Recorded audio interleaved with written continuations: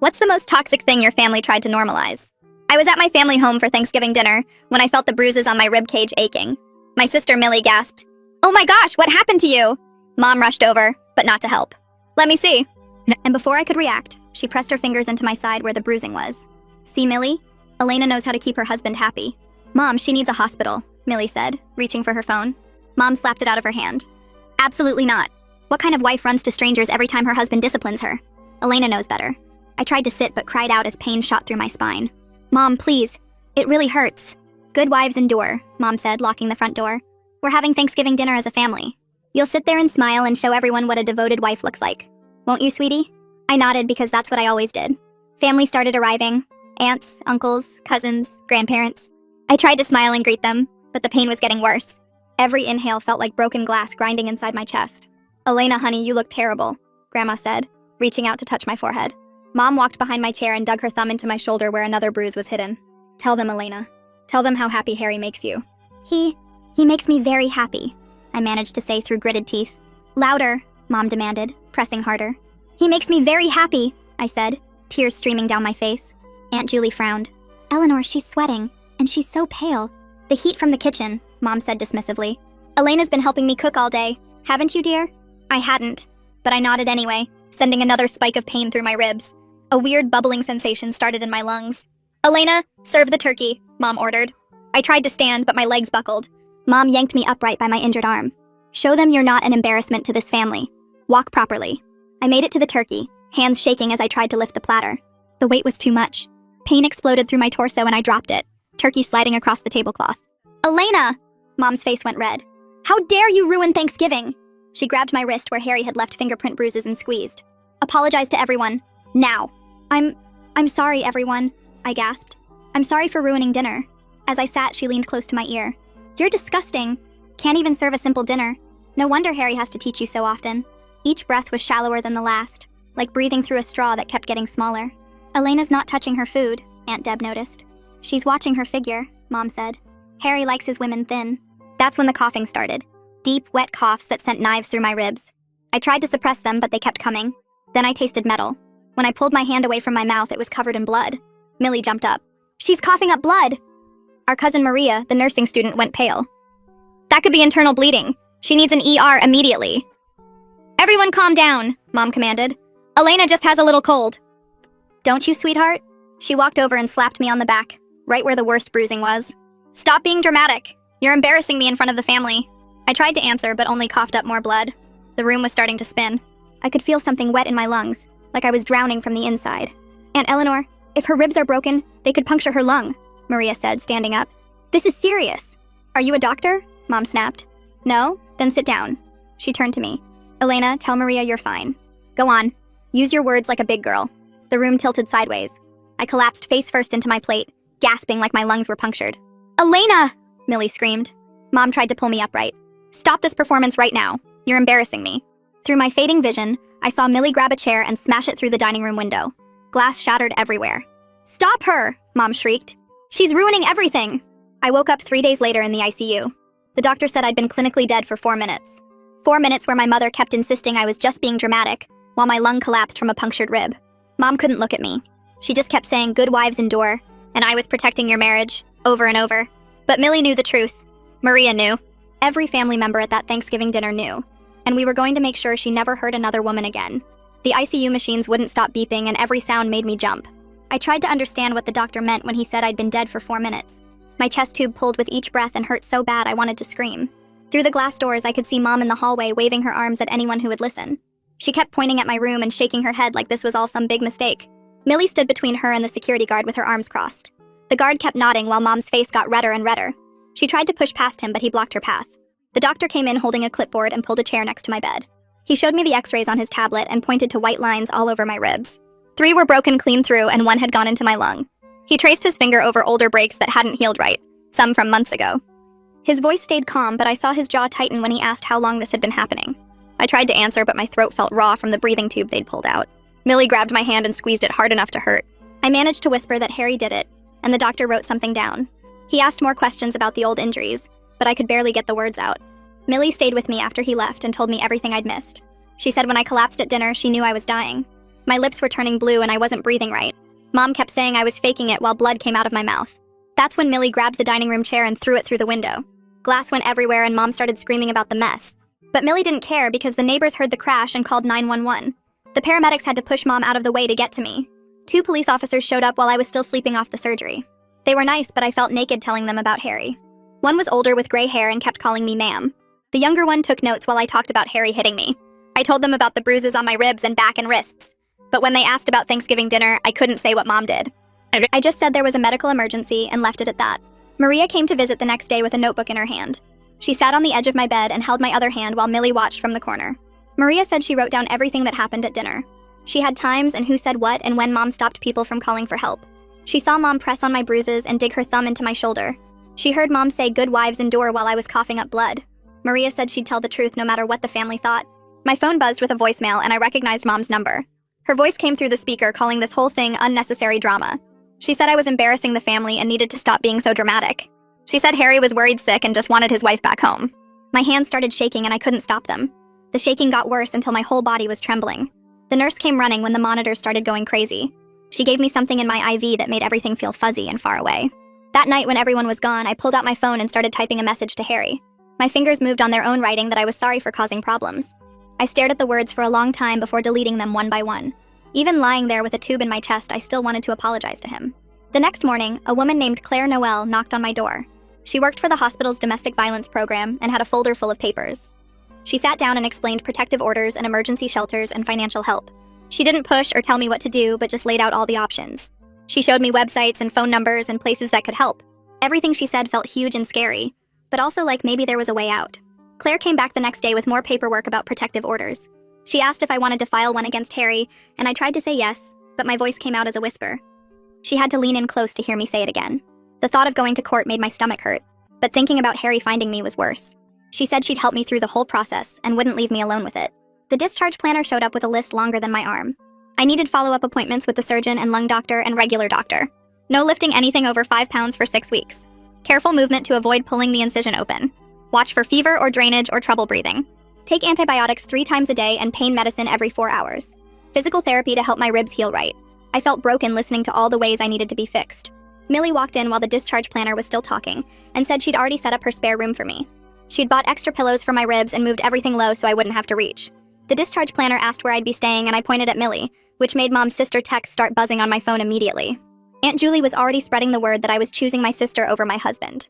The texts kept coming while Millie helped me into a wheelchair, each one calling me selfish or dramatic or saying I was destroying the family. My phone rang and Detective Dean Bailey's name showed up on the screen. His voice was calm and professional when he said he needed to schedule a formal interview once I felt stronger. He said there was no rush and we could go at my pace, but the prosecutor wanted my statement as soon as possible. I agreed to meet him next week and hung up feeling sick about having to tell everything again. Millie drove me to her apartment in silence while I held my ribs with every bump in the road.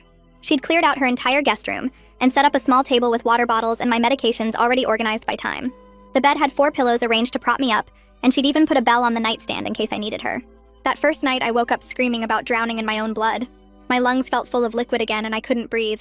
Couldn't stop coughing even though nothing was there. Millie ran in and held me while I shook and sobbed and neither of us went back to sleep. She just sat there rubbing my back while I tried to stop seeing Mom's face over me at the dinner table. The next morning, a delivery guy knocked with a huge bouquet of red roses. The card said, Harry loved me and wanted me to come home, that he was sorry things got out of hand. Millie took pictures of everything with her phone before carrying the whole thing to the dumpster outside. She said we needed to document every contact attempt for the protective order. Claire had given me a folder full of papers before I left the hospital. Legal aid pamphlets and therapist referrals and domestic violence resources all stacked together. The phone numbers felt impossible to dial, but Claire had circled the most important ones in red pen. I forced myself to call legal aid first, and a woman answered asking basic questions about my situation. My voice kept getting quieter as I explained I needed help with a protective order and maybe a divorce.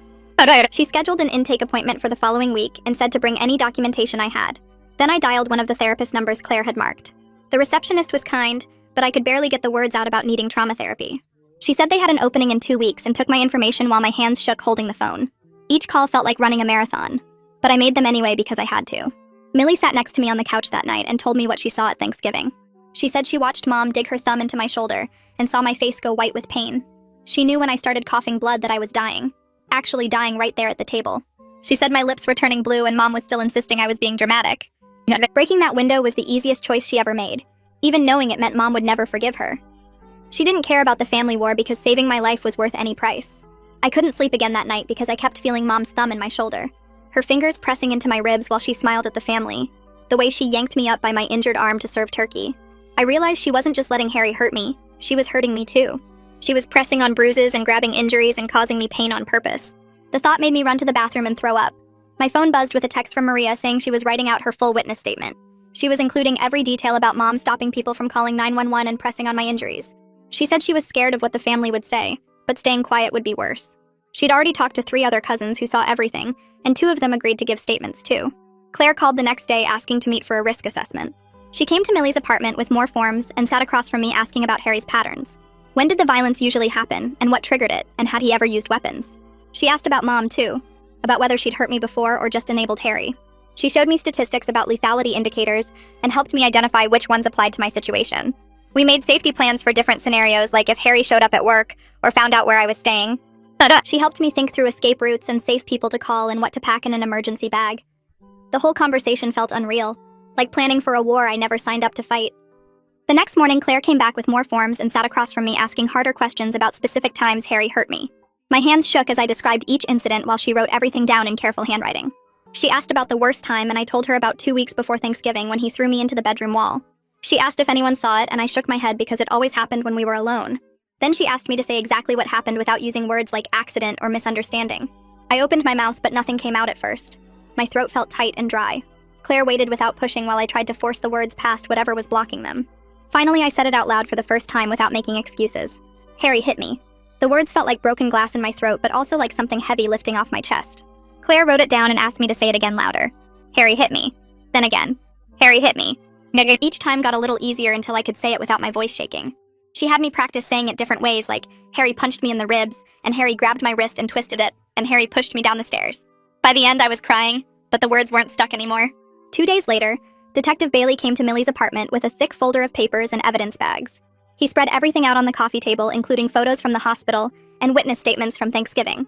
He pointed to each piece of evidence and explained how it showed a pattern of abuse and family enabling.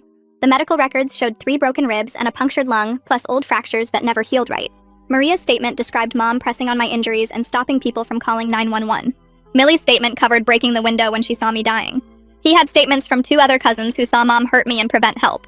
No. He even had a report from neighbors who heard screaming from our apartment 6 months ago. Bailey said he was building a strong case, but warned me these things take time and Harry would probably get a good lawyer. He also said Mom's role made things complicated because proving she caused harm by preventing medical care was harder than proving direct violence. But he was going to push the prosecutor to consider charges against her too. The next week, 2 officers came to take me to get my things from the house I shared with Harry. They said he wasn't home, but we had to be quick in case he came back. I grabbed clothes and important papers while one officer stood by the door and the other helped me carry boxes. That's when Mom's car pulled up outside, and she came running toward the house screaming. She yelled that I was destroying the family and ruining Harry's life with my lies. She said good wives don't run to the police and I was embarrassing everyone. The officer had to step between us when she tried to grab me. She kept screaming about how I was ungrateful and dramatic and attention-seeking. She said Harry loved me, and I was throwing away a good marriage because I couldn't handle normal discipline. The officer told her to back up or he'd arrest her for interfering. She screamed that she was my mother and had a right to talk sense into me. I grabbed the last box of my things and got in the police car while she pounded on the window yelling that I'd regret this. That night while I tried to sleep at Millie's, I kept thinking about Mom in her own kitchen. I could picture her sitting at her table telling herself she did nothing wrong. She'd be convincing herself that she was protecting my marriage by not calling 911. She'd say teaching me to endure pain would make me stronger. She'd believe that good mothers prepare their daughters for the reality of marriage. The worst part was knowing she really believed it all. She wasn't pretending or lying to herself. In her mind, she was being a good mother by teaching me to accept whatever Harry did. That genuine belief made it worse than if she knew she was wrong and did it anyway. The next day, I was going through old boxes from storage when I found a journal from before I married Harry. I opened it and started reading entries from 5 years ago. There were pages and pages of things Mom said that I'd written down. Men need firm hands to guide them.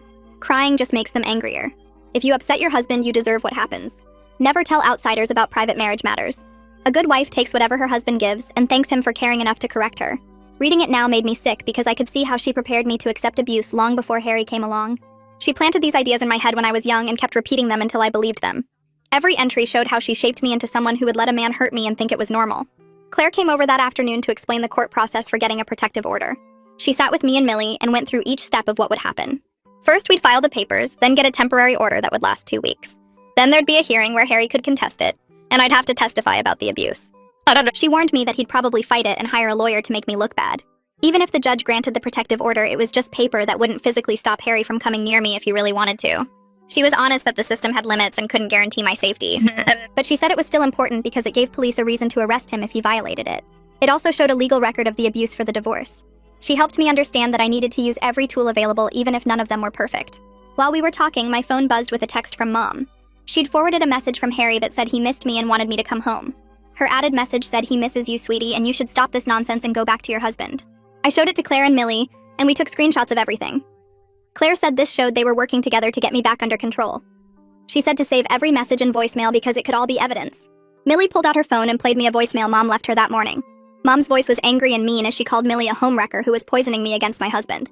She said Millie was jealous of my happy marriage and wanted to destroy it. She accused Millie of filling my head with feminist garbage and turning me against my family. She said when I came crawling back after Harry found someone better, Millie would be to blame. We saved the voicemail, and Millie said she was keeping everything in case we needed it for court. 3 days later, I had my appointment at Legal Aid to meet with George Price about divorcing Harry and getting a protective order. I could barely look at him as I sat in his office trying to explain why I was there. My voice kept getting quieter as I told him about the abuse and Thanksgiving and being in the ICU. He didn't interrupt or ask lots of questions at first. He just took notes and nodded while I talked. When I finished, he treated me like a client with a problem to solve instead of a victim to pity. He asked specific questions about finances and property and how long we'd been married. He explained the divorce process and what I could expect at each stage. George looked through all the evidence I brought, including the medical records and police reports and witness statements. He spent a long time reading the hospital documentation about my injuries and how I'd been dead for 4 minutes. He said the medical records from Thanksgiving were powerful evidence that would be hard for Harry to dispute. But he warned that Mom's interference made things complicated legally. He explained that while what she did was wrong, it was harder to prosecute someone for preventing help than for causing direct harm. The prosecutor would have to prove she knew I was dying and chose not to help, which was different from assault charges.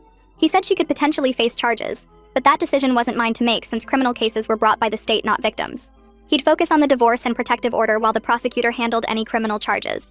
He said we had a strong case for both the protective order and divorce based on the evidence. We scheduled another meeting for the next week to file the papers and get the process started. 2 days later, I sat in Whitney Dodson's waiting room with my hands shaking so bad I couldn't hold the water cup she'd left for me. The office smelled like vanilla candles and had soft chairs that made my ribs hurt less, but I kept looking at the door thinking about running. When she opened her office door and smiled at me, I tried to stand but my legs wouldn't work right. She came over and sat in the chair next to me instead of making me move. She didn't say anything for a while, just sat there breathing slow and steady until my breathing started to match hers without me thinking about it. When we finally went into her office, I sat on the edge of the couch ready to bolt. She asked if I wanted to talk about why I was there, but I couldn't get any words out. My throat felt closed up like when Mom's thumb was pressing into my shoulder. Whitney showed me how to press my feet flat on the floor and count 5 things I could see, 4 I could hear, 3 I could touch. My breathing got slower as I counted the bookshelf, the plant, her diploma on the wall, the tissue box, the clock. She said we didn't have to talk about anything hard today, just practice being safe in the room. The next session, Whitney had a big piece of paper where she started drawing circles and arrows while I talked in broken sentences about Mom and Harry. She showed me how Mom saying things like "good wives endure" when I was little made my brain ready to accept Harry's fists as normal. The circles connected Mom's words to Harry's hands to my broken ribs in a pattern that made me see it wasn't random or my fault. She drew more arrows showing how Mom trained me from childhood to think pain meant love, that suffering meant being good, that staying meant strength. Looking at that paper with all the connections mapped out made me cry so hard I used up half her tissue box. She didn't try to make me stop crying or tell me it would be okay, just sat there holding space while I fell apart. Later that week, I had to call my job about extending my medical leave. The HR woman asked gentle questions about whether I felt safe returning home and if I needed any accommodations. I gave vague answers about a medical emergency and recovery time, terrified she could hear in my voice what really happened. She said to take all the time I needed and that my job would be waiting, but I could tell she knew something was wrong by how careful she was being.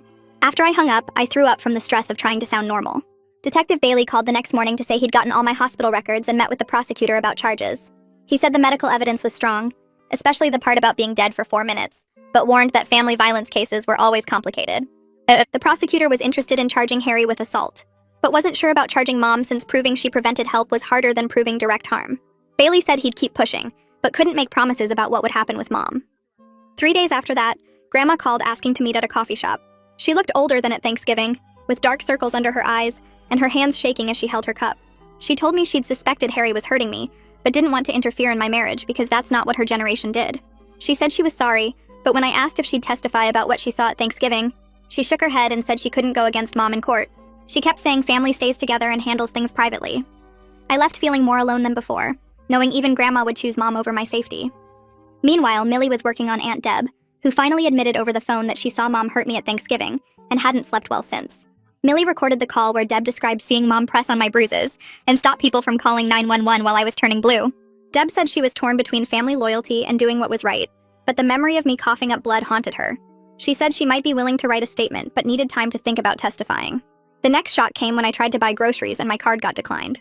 I called the bank and found out Harry had emptied our joint account and canceled all my credit cards the day after I got the protective order. 8 years of marriage and I suddenly had no access to any money. The financial control I'd never recognized before hit me like another punch to the ribs. I sat in my car in the grocery store parking lot having a panic attack about how I'd pay for food or gas or anything. Claire met me at a Starbucks and helped me apply for emergency funds for domestic violence survivors. She had a folder full of applications and walked me through each one while I tried not to cry from the shame of needing charity. She reminded me that economic abuse was part of the pattern, that Harry taking the money was another way to control me and force me back. She helped me apply for food assistance and emergency cash funds, and even a grant for crime victims. It felt humiliating, but she said surviving wasn't shameful. A week later, a thick envelope arrived from Harry's lawyer. The letter inside described our marriage problems as a simple disagreement that got out of hand, like we'd argued about what to watch on TV instead of him breaking my ribs. His version claimed my injuries just happened somehow, maybe from falling and that I was exaggerating everything for attention. Reading his lies about how he never meant to hurt me, and how this was all a misunderstanding, made me finally see he would never take responsibility for anything. He even suggested I was mentally unstable and needed help instead of a divorce. That same day, Maria spent hours writing her formal statement for the police. She included exact times and specific details about Thanksgiving, like how Mom slapped the phone from Millie's hand at 3:47 p.m. and how she pressed on my bruises at 4:15 p.m. while family members watched. She wrote about Mom preventing multiple people from calling 911, even as I turned blue and stopped breathing. She described the wet sound of my breathing and the blood on my hands, and Mom saying I was being dramatic while my lung was collapsing. Maria's statement was 8 pages long with medical observations about my symptoms indicating internal bleeding and respiratory distress that Mom ignored. 2 days later, I drove to Mom's house because I needed my birth certificate and social security card for the legal paperwork. My hands were shaking on the steering wheel as I pulled into the driveway where I'd parked hundreds of times before. I knocked on the door and heard her footsteps coming closer. She opened it just a crack and stared at me through the gap. "What do you want?" she asked. I told her I needed my documents from the filing cabinet in the basement. She opened the door wider but stood blocking the entrance with her arms crossed. "You're dead to me unless you go back to Harry and fix your marriage," she said. I tried to step around her, but she moved to block me again. I explained I just needed my papers and I'd leave. She shook her head and said those documents belonged to a daughter who knew how to be a good wife. I tried to push past her, and that's when she grabbed my side right where my ribs were still healing. The pain shot through me like lightning and I stumbled backward, gasping for air. She squeezed harder and said this was nothing compared to what I deserved for destroying our family. I pulled away and ran to my car while she stood in the doorway yelling that I was worthless. The next morning, Detective Bailey called to say he'd interviewed Harry at his lawyer's office. Harry claimed I was making everything up and that he'd only pushed me once in self-defense when I attacked him. Bailey said Harry couldn't explain why defensive pushing would cause broken ribs and a punctured lung. Harry kept changing his story about what happened that day, first saying I fell down the stairs, then saying I ran into a door. Bailey was writing down every contradiction and building a timeline that showed Harry's story didn't match the medical evidence at all. That night, I woke up at 2 a.m., feeling like I was drowning again, just like at Thanksgiving. My chest felt tight and I couldn't catch my breath and the room was spinning. I remembered Whitney teaching me to count 5 things I could see, 4 things I could touch, 3 things I could hear. I focused on the lamp, the dresser, the window, the doorknob, the ceiling fan. I touched the sheets, the pillow, my phone, the wall. I heard cars outside, the heater running, my own breathing getting slower. It took an hour of counting and breathing and reminding myself I was safe in Millie's apartment, but I got through it without calling anyone. The next week, Whitney spread papers across her desk showing every time Harry hurt me over 8 years. We marked each incident with dates and what triggered it and how bad the injuries were. As we worked, I noticed Mom's voice was there in my head after every beating telling me good wives endure. Whitney helped me see how Mom programmed me from childhood to accept pain as normal. We spent the session sorting which thoughts were really mine and which were Mom's toxic messages planted in my brain. She had me write 2 lists, one of my actual beliefs and one of Mom's programming, and seeing them side by side was shocking. George called that afternoon to say he'd filed all the paperwork for a temporary protective order against Harry. He explained the judge would review it, and we had a court date for next Tuesday at 9 a.m. My hands shook as I signed each page, knowing this made everything official and real. George said the medical records from Thanksgiving were strong evidence and Maria's statement helped too. He warned me Harry would probably fight it, but we had a good case. Millie came over that weekend to help me get ready for court. We practiced what I would say when the judge asked questions and planned where we'd sit in the courtroom. She helped me pick out clothes that looked serious but not too formal. We went over the timeline again and again until I could say it without crying. She took 3 days off work to be there with me and said keeping me safe was more important than any job. My phone kept buzzing with texts from cousins I hadn't heard from in years. They said I was tearing the family apart and should handle this privately without involving courts. One cousin said I was being selfish, and another said I was embarrassing everyone. I blocked their numbers one by one, and each time I hit block, it felt like cutting another rope that tied me to my old life. Claire came to Millie's apartment to do a practice run of what Harry's lawyer might ask me in court. She pretended to be his attorney and asked if I was lying about my injuries for attention. She asked if I had mental health problems and if I was trying to get money from Harry. She twisted my words and made me sound crazy and vindictive. It was brutal, and I cried twice during the practice, but Claire said it was better to be ready than surprised. Tuesday morning came and we drove to the courthouse early to avoid running into Harry. As we walked down the hallway toward the courtroom, Mom came around the corner. She looked right at me, then threw me like I wasn't even there. My body remembered her fingers digging into my bruises and pressing on my broken ribs. My legs got weak and I had to sit on a bench until the shaking stopped. Millie held my hand and reminded me to breathe while Mom walked past us without a word. Later that day, Bailey called with news about the investigation. He'd found records of a 911 call from our neighbors 6 months ago reporting screams and crashing sounds from our apartment. The call log showed they heard me crying and begging Harry to stop. This proved the Thanksgiving beating wasn't the first time and supported everything in my timeline. Bailey said this evidence would help both the protective order case and the criminal charges against Harry. George needed more evidence for the hearing next week, so I pulled out my phone and scrolled through old photos. Millie had been taking pictures of my bruises for months without telling me, sending them to herself from my phone when I wasn't looking. She showed them to George now. Dated photos of purple fingerprints on my arms, dark bruises across my ribs, a black eye I'd covered with makeup for work. Looking at them spread across George's desk made my stomach hurt because I remembered making excuses for every single one. Harry was stressed from work when he grabbed my arm that hard. The black eye happened because I moved wrong when he was trying to talk to me. The rib bruises were my fault for not listening the first time. George took copies of everything and added them to our evidence folder that kept getting thicker. Tuesday morning came fast, and we drove to the courthouse at 7 to avoid running into Harry in the parking lot. The courtroom was smaller than I expected, just a regular room with wood panels and uncomfortable benches. My hands were shaking, so bad I could barely hold the water cup Millie gave me. The judge came in at 9 and Harry was already there with his lawyer, both of them in nice suits looking calm and normal. When my name got called to testify, my legs felt like jelly walking to the witness stand. The judge asked me to explain what happened, and my voice came out tiny and scared. I told him about Harry hitting me, about the bruises, about Thanksgiving when Mom pressed on my injuries and wouldn't let anyone call for help. The judge asked more questions and I made myself answer each one even though I wanted to run away. Harry's lawyer stood up next and started asking if I was making this up for attention. He said maybe I was confused about what really happened. Maybe I was mentally unstable. Maybe I just wanted money in the divorce. I stuck to the facts and pointed to the medical records showing I was dead for 4 minutes. He kept pushing, saying I was exaggerating, but I had the evidence right there in black and white. Bailey took the stand next and went through his whole investigation step by step. He showed the 911 call records from the neighbors, Maria's written statement about Thanksgiving, photos of the crime scene at Mom's house with blood on the dining room floor. Millie testified about breaking the window to save my life while Mom kept saying I was being dramatic. The evidence kept piling up on the judge's desk, even though Harry sat there shaking his head like none of it was true. Mom was supposed to appear, but her chair stayed empty the whole time. The judge looked through everything for what felt like hours before he finally spoke. He granted the protective order for 2 years and said the case would be sent to the prosecutor for criminal charges. He warned that criminal cases take a long time, sometimes over a year, but the protective order started right away. Mom stormed out of the courthouse when she heard the decision, and Harry's lawyer said they would appeal everything. That afternoon, I went to look at apartments with the emergency housing voucher Claire helped me get. The first 3 places were too expensive even with assistance, but the 4th one was a tiny studio above a pizza shop that I could afford. The walls were thin, and you could hear every car that drove by. Plus, the heat barely worked, and the kitchen was just a hot plate and mini fridge. But Harry didn't have a key, and that made it perfect. I signed the lease right there and got my own keys for the first time in years. Whitney saw me for therapy that week and said I was showing clear signs of PTSD from everything that happened. She explained we would need to work together for a long time to process all the trauma. Not just from Thanksgiving, but from years of abuse. She set small goals for me, like getting through one day without a panic attack instead of expecting me to suddenly be okay. We practiced breathing exercises, and she taught me how to ground myself when flashbacks started. My first night in the apartment was rough because every sound made me jump. A car door slamming had me checking the locks again. Someone walking up the stairs made my heart race. The pizza shop closing at midnight sounded like someone trying to break in. I checked the locks 3 times, then 3 more times, then pushed a chair against the door just to be sure. Eventually, I fell asleep on the mattress on the floor, and even though I woke up scared twice during the night, I also woke up safe. Nobody was there to hurt me or tell me I was doing something wrong. George called the next day to explain what happens next with the legal stuff. The divorce would take months to finalize, maybe 6 months or even a year depending on how much Harry fought it. Criminal charges against Harry could take even longer, and he was honest that Mom probably wouldn't face any charges, because prosecutors rarely go after people who enable abuse, even though what she did was criminal. It wasn't fair, but that's how the system worked. Monday came and I had to go back to work part-time because I needed money and my medical leave was ending. Walking into the office felt like everyone was staring at me even though they probably weren't. People asked careful questions about where I'd been, and I just said medical leave and changed the subject. One coworker pushed for details, but I was getting better at boundaries and just repeated that it was medical and personal. My desk felt strange after being gone so long, but at least it was normal and boring, and nobody there wanted to hurt me.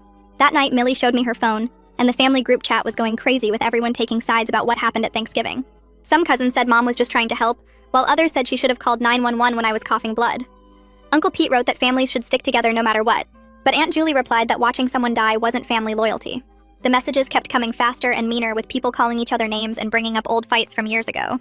Millie typed that she was done with anyone who thought letting me die was okay, and then she left the chat completely. She looked at me and said, "Losing half the family was worth keeping me alive." 2 days later, a card showed up at my apartment with Mom's handwriting on the envelope.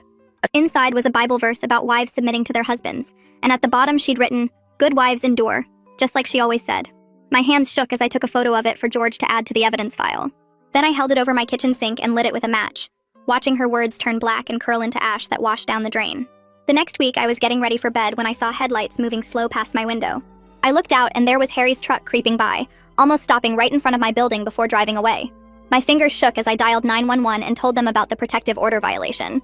The cops found him 3 blocks away and arrested him, but George called the next morning to say he'd made bail already. The paper from the judge couldn't actually stop Harry from coming near me. It just meant he'd get in trouble after he did it. Claire asked me to come to a support group meeting that Thursday night at the community center. I sat in a circle with 8 other women and listened to them tell stories that sounded just like mine.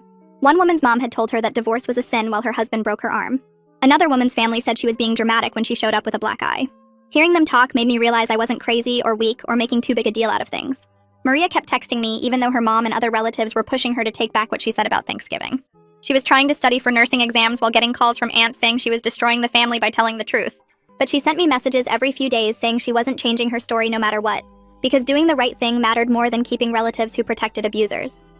My phone kept buzzing with messages from cousins and aunts I barely talked to before all this happened. They called me selfish and said I was ruining Mom's life over nothing.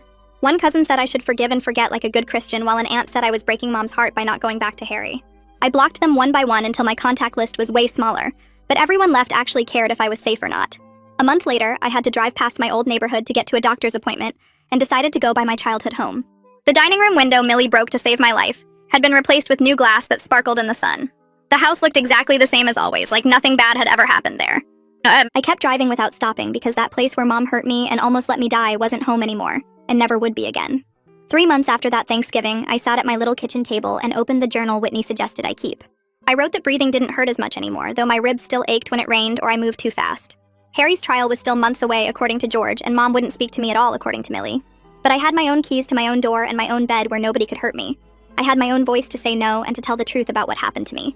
The protective order was just paper, and the divorce wasn't final, and Mom would probably never admit what she did was wrong. But I was alive when I shouldn't be, and getting stronger every day, even when it didn't feel like it. I closed the journal and made myself dinner on my little hot plate, then watched TV shows Harry never let me watch, and fell asleep without checking the locks more than twice. Thanks for wandering through all of this with me.